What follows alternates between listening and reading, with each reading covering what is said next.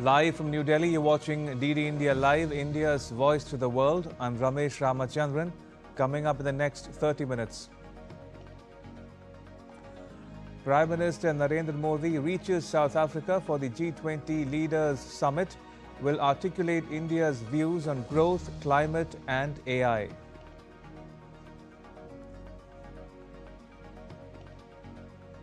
Prime Minister Modi meets his Australian counterpart, discusses cooperation in defence and security, critical minerals and trade.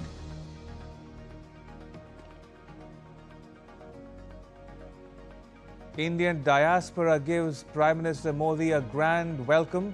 India championed the inclusion of African Union as a G20 member at the 2023 New Delhi summit.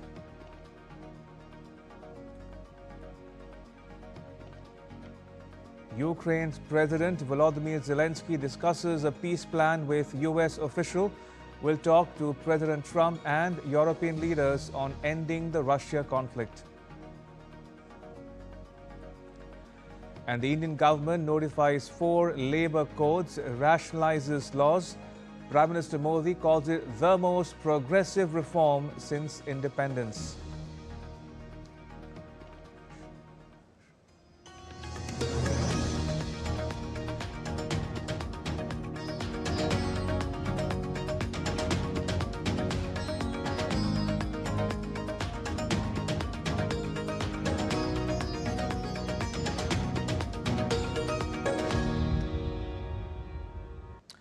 On the sidelines of the G20 summit, Prime Minister Modi held talks with his Australian counterpart Anthony Albanese. The two leaders expressed satisfaction at the substantial deepening and diversification of bilateral ties as India and Australia mark 5 years of their comprehensive strategic partnership. They reviewed progress across key areas including defence and security, critical minerals, trade and investment, education and people-to-people ties. Also discussed ways to further expand cooperation in existing and emerging sectors. The two leaders also reaffirmed their shared commitment to strengthening the global fight against terrorism.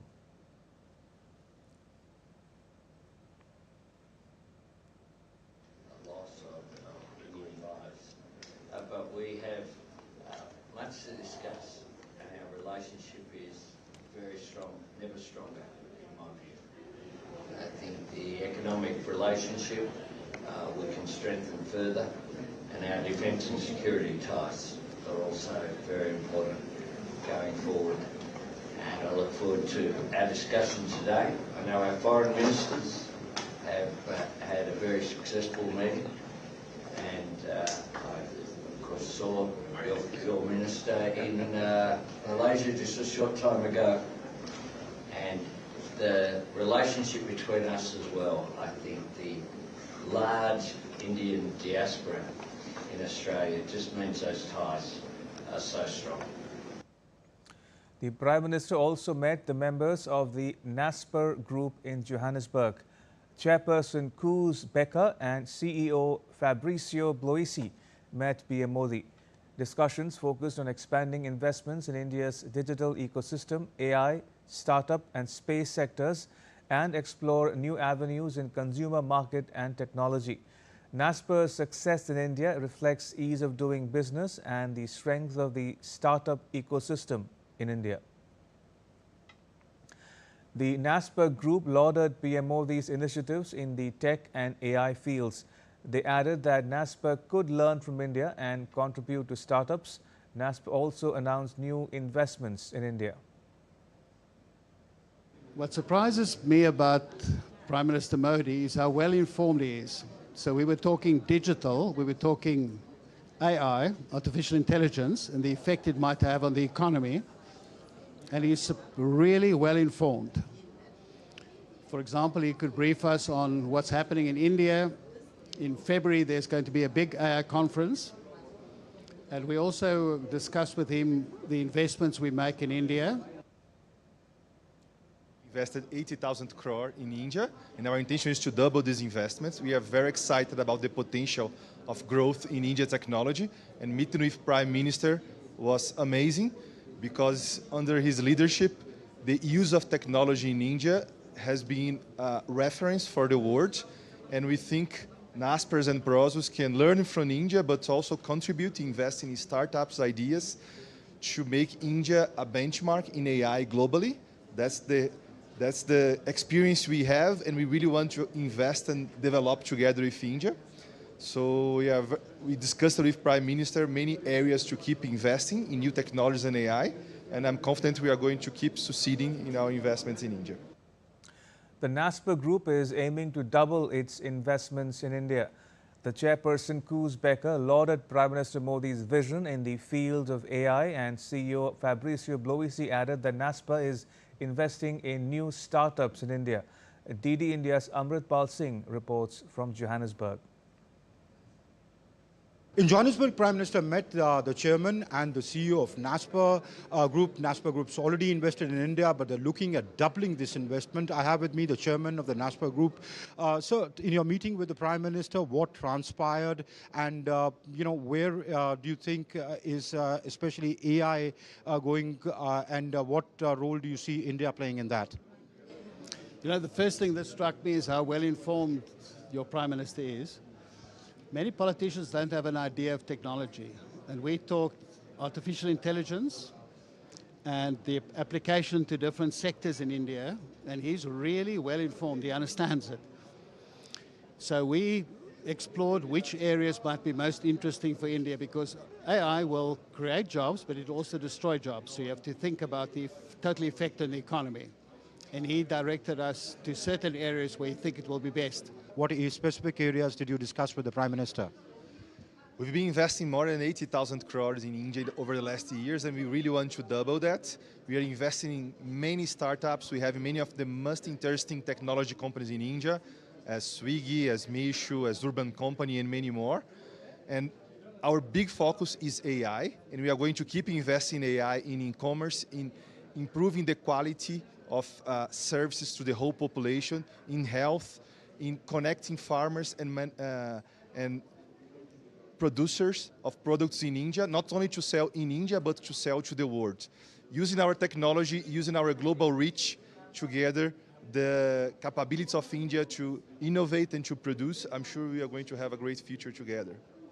So given India's talent pool when it comes to technology or IT, now groups like Naspers are looking at partnering with India, doubling their investment. They already have significant investment in India, as the CEO was saying, but they're now looking at doubling, especially in technology and artificial intelligence. With cameraman Mohit Joshi, this is Amritpal Singh for DD India in Johannesburg. Right, so if you're just joining us, we are getting to the full coverage here on DD India of Prime Minister Modi's ongoing visit to South Africa for taking part in the 20th G20 summit to be held in Johannesburg, South Africa. There are a couple of firsts and highlights of the G20 summit. To begin with, it's the first G20 summit to be held on African soil and the fourth consecutive G20 summit to be hosted by a country in the global south. Remember, Indonesia hosted the G20 summit in 2022, India in 2023, Brazil in 2024, and this year it is South Africa's turn to host the G20 summit. And here we can see Prime Minister Modi meeting and greeting heads of prominent community organizations and India origin tech entrepreneurs.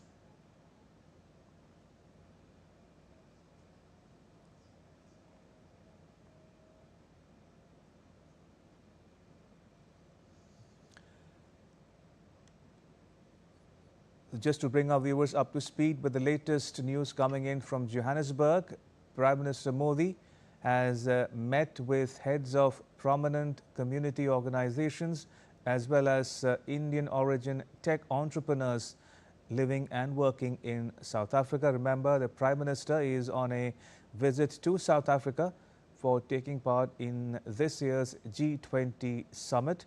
He reached South Africa several hours ago, and since then has had a number of engagements in Johannesburg, including meeting with a cross-section of the diaspora. The Indian diaspora is among the biggest on the African continent, and also seen the Prime Minister hold a bilateral meeting with his Australian counterpart Anthony Albanese. India and Australia are both members of the Quad that also comprises the US and Japan.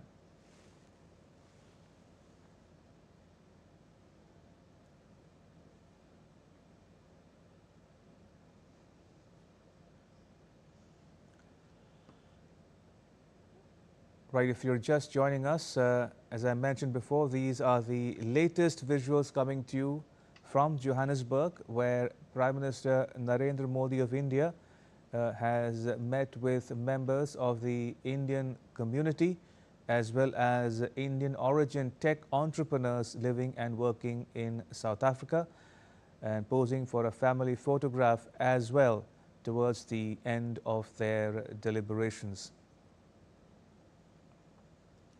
The Prime Minister will attend the G20 summit on 22nd and 23rd of November. On the margins of the summit, he will hold bilateral meetings with a number of world leaders and also take part in the trilateral IPSA format. IPSA comprises the three countries of India, Brazil and South Africa.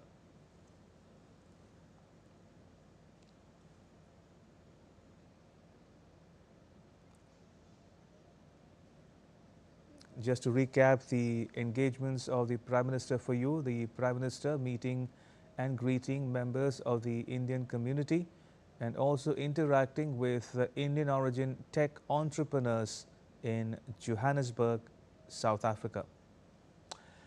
Earlier, the Prime Minister was accorded a traditional welcome upon his arrival at the hotel in Johannesburg. Children sang Ganapati Prarthana, Shanti Mantra and other divine prayers. India's vibrant cultural diversity was on full display in South Africa. Members of the Indian community took the lead in showcasing folk dances.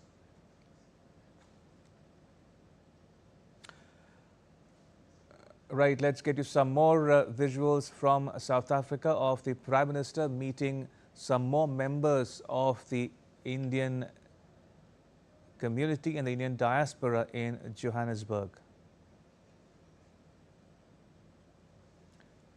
Right, if you're just joining us, we're getting some more visuals of Prime Minister's engagements. This time, he is meeting with technocrats of Indian origin in Johannesburg, South Africa.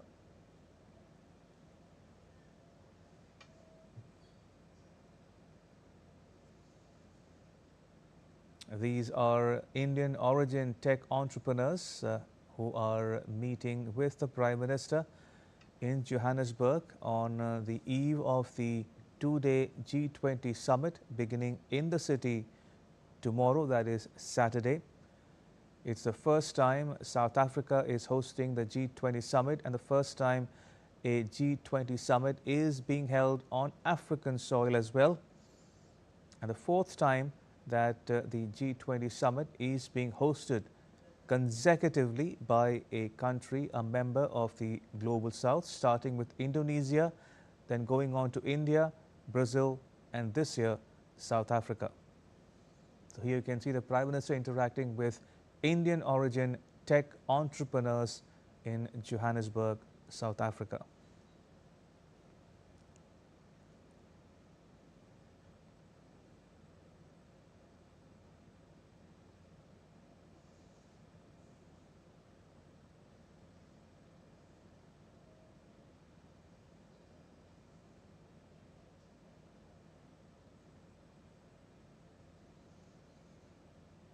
As just to describe the visuals we are playing out on the screens, the Prime Minister meeting, interacting with members of the Indian origin community of tech entrepreneurs in Johannesburg, South Africa.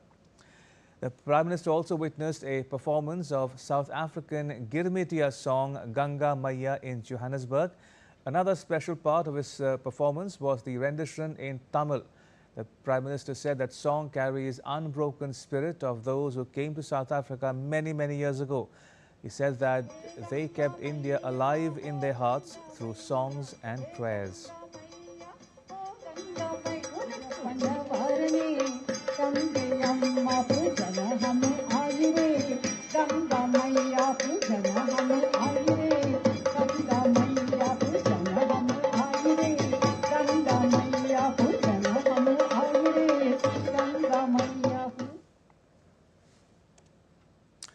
Earlier, when the Prime Minister landed at the Waterloo Air Base in South Africa's Pretoria, he was accorded a traditional and warm welcome by the South African community.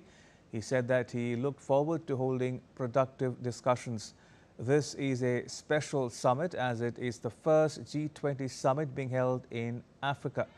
During India's presidency of the G20 in 2023, the African Union had become a member of the group of 20 countries.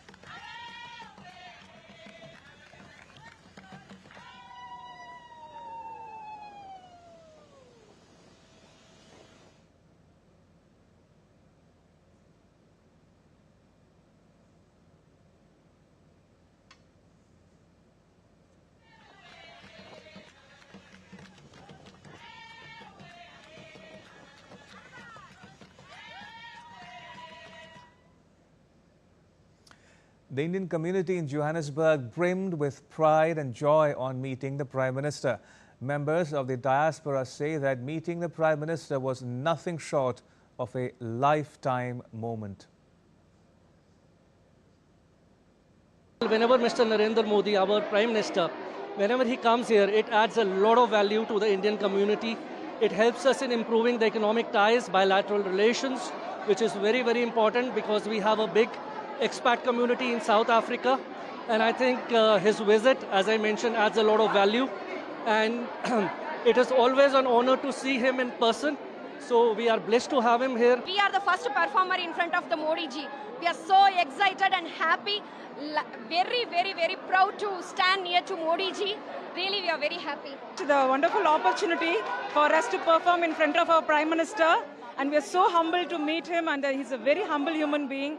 And we are so excited the moment he came with us, and we were having a beautiful conversation. It's amazing, and thank you so much for this opportunity. We thoroughly enjoyed everybody's performance, and we are blessed to have him. I'm so glad that I met him. I was so excited, and it was an amazing feeling. To be honest, it was mind-blowing, especially taking the picture with our Honorable Prime Minister. Standing near to him, it was amazing. He appreciated each and every performance. We are amazed by that a person of like him, stature of him, was standing and thoroughly enjoying the whole performance. So it was really amazing for us. So preparations are complete for the G20 Leaders Summit in Johannesburg, South Africa. A summit scheduled to be held on 22nd and 23rd November will discuss issues such as development, climate crisis and global economic imbalances, and PM Modi will attend the summit in Johannesburg. सबका साथ की भावना से ही भारत ने प्रस्ताव रखा था कि African union को G20 की स्थायी सदस्यता दी जाए। मेरा विश्वास है कि इस प्रस्ताव पर हम सबकी सहमति है। The African Union was admitted as a member at the G20 summit chaired by India in 2023. This is the first time the G20 summit is being held in an African country. Host country South Africa has stated its focus on strengthening an inclusive, just and sustainable global architecture.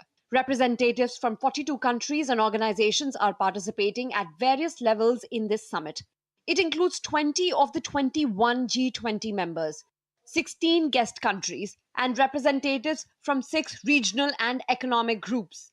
The United States has declined to attend, so its seat will remain vacant. Currently, the G20 members are Argentina, Australia, Brazil, Canada, China, France, Germany, India, Indonesia, Italy, Japan, Mexico, Russia, Saudi Arabia, South Africa, South Korea, Turkey, the United Kingdom, the United States, the European Union, and the African Union. India placed the Global South at the center of the G20 summit held under its chairmanship. Following the same logic, this year's G20 summit has been divided into 3 major sessions, taking into account current circumstances. The first session will focus on issues such as inclusive and sustainable economic growth, trade, development, finance, and debt burden. The second session is on a resilient world, where they'll discuss disaster risk management, climate change, a just energy transition, and food systems. And the third session on a just future for all. That will include critical minerals, decent employment, and artificial intelligence. It is understood that the summit participants will present their proposals around these issues. This is the first G20 summit that will be happening on African soil, and in that context will bring the spotlight on the development issues of Africa as also of the global south. Several reports will be presented to the leaders before the summit. There will be reports on global inequality, expert panels on Africa, and a review of the G20's 20th anniversary. In addition, several high-level meetings will be held: the Global Fund Replenishment Discussion, the Renewable Energy Pledge Forum, events related to the Compact with Africa, and a special session with the heads of African countries. Prime Minister Narendra Modi will meet several world leaders separately on this occasion. He'll also participate in the summit meeting of IPSA, or the India, Brazil and South Africa. On the margins of G20 summit, PM will be participating in the IPSA, India, Brazil, South Africa leaders meeting, as well as holding bilateral meeting with several leaders who will be present in Johannesburg. So far, 130 of the 133 G20 meetings have been held. The final phase is underway at the Sherpa level meeting, where efforts are being made to reach consensus on the leaders' declaration. The Global South is certainly being discussed prominently, with Africa in particular at the center. Bureau Report, DD India.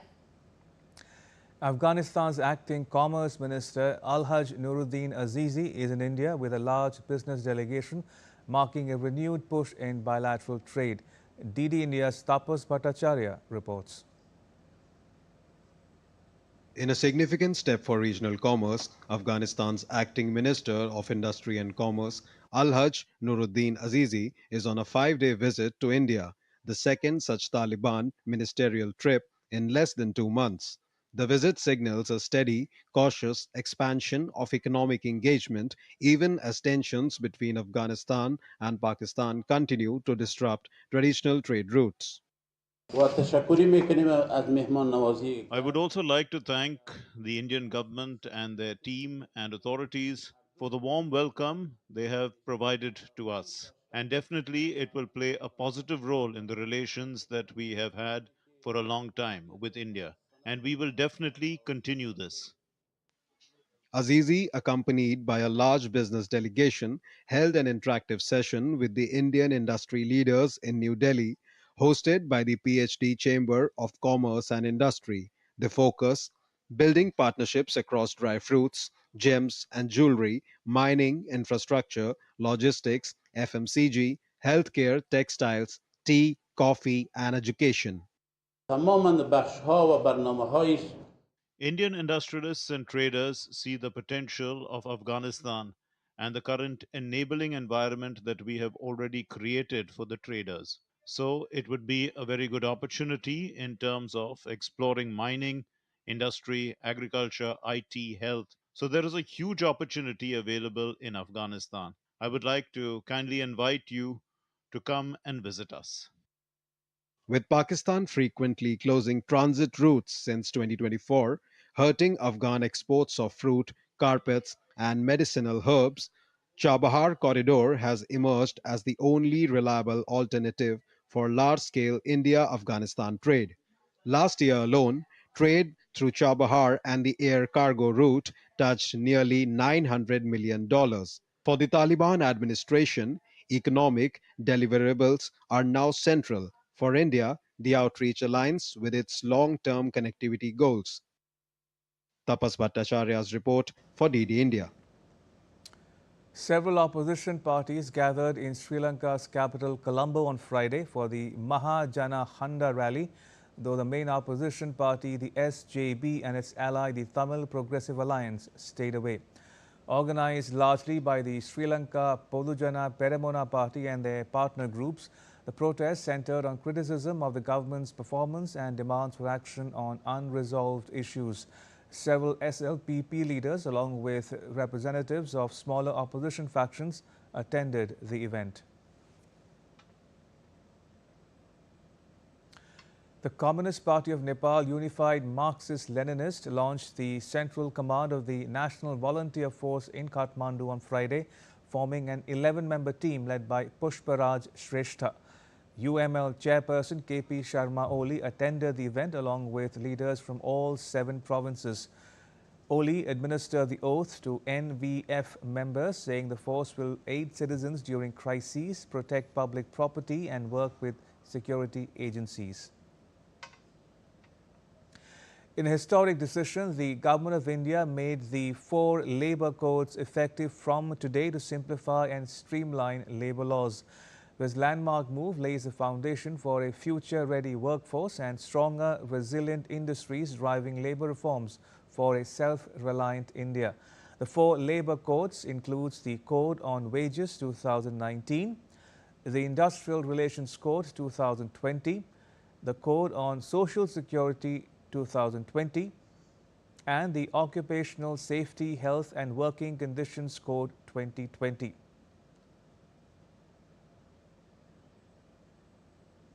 And now let's take a look at the benefits of labour reforms across key sectors, which includes fixed-term employees to receive all benefits equal to permanent workers. Gig work, platform work and aggregators have been defined for the first time. Gender discrimination has been legally prohibited. The new reforms ensures equal pay for equal work. All workers have been guaranteed a minimum wage and will also receive free annual health checkups. The reform includes a mandatory release of salary by the 7th of every month. And Prime Minister Modi hailed the implementation of the 4 labour codes. Taking to microblogging platform X, he said, and I quote, "Today our government has given effect to the 4 labour codes. It is one of the most comprehensive and progressive labour-oriented reforms since independence.